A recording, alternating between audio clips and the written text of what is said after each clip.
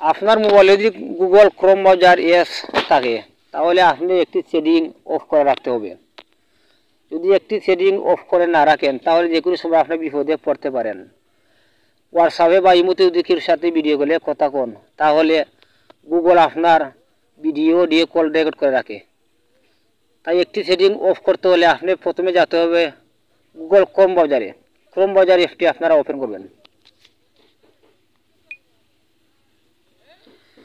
এখানে থ্রি ডটে ক্লিক করবেন। এখানে সেটিংয়ে যাইবেন।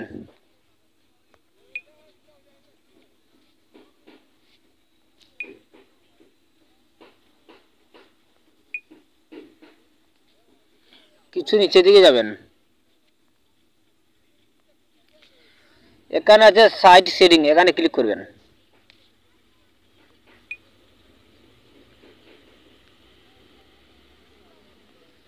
এখানে ক্যামেরা যে অপশন আছে এই অপশনটির উপরে ক্লিক করবেন।